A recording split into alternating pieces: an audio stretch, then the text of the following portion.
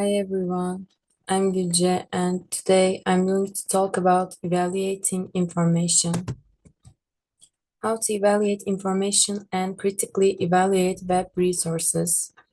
Consider the source of the information, who is the author or organization behind it. Are they an expert or a reliable entity in the subject area? Verify the information to ensure it's correct and supported by facts. Check for errors, inconsistencies, or exaggerations. Evaluate the perspective of the source. Is there any visible bias, such as political or commercial interests, influencing the content? Determine whether the information is current. Outdated information may be less relevant or incorrect, especially in fast-changing fields. Evaluating Wikipedia and user-generated content. Strengths of Wikipedia: it's a useful resource for obtaining basic information and general overviews on topics. Wikipedia pages are constantly updated and revised by a global community of editors. Limitations of Wikipedia: unreliable sources. Wikipedia can be edited by anyone, leading to the risk of inaccurate or biased information. Lack of author credentials. Authors' qualifications are often unclear, making it harder to assess authority. Vandalism. Some pages may have been temporarily edited or altered for malicious purposes. And how to evaluate them. Check citations and review the edit history to assess how frequently the content is updated or revised.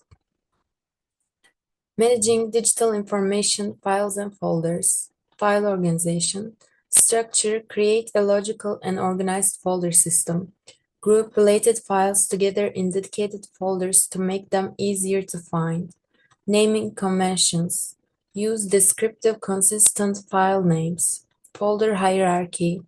Develop a folder structure that is simple but detailed. For example, main folder research projects, subfolders climate change, data collection, articles.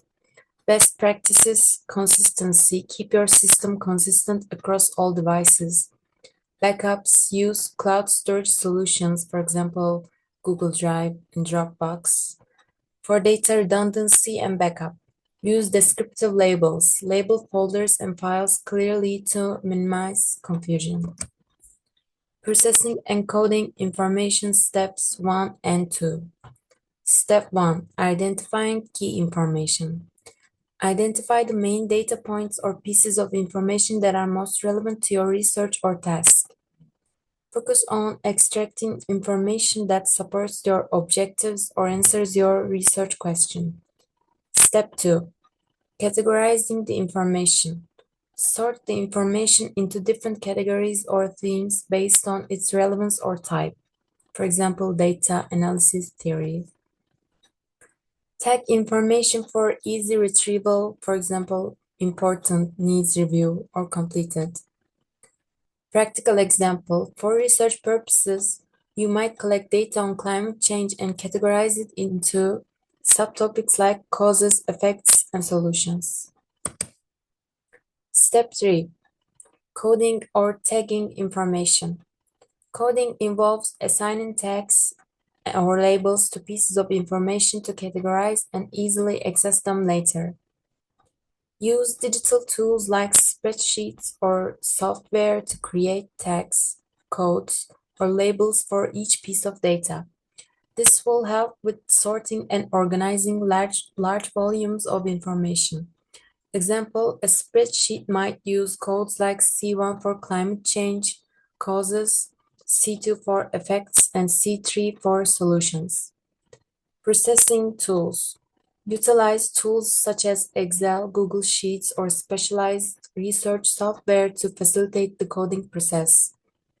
These tools can help you to quickly find and analyze information based on predefined tags or codes. These concepts will help you critically assess and manage information more effectively in the digital environment, from web resources to file organization and data processing.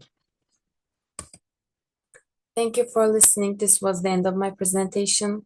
Hope it was useful.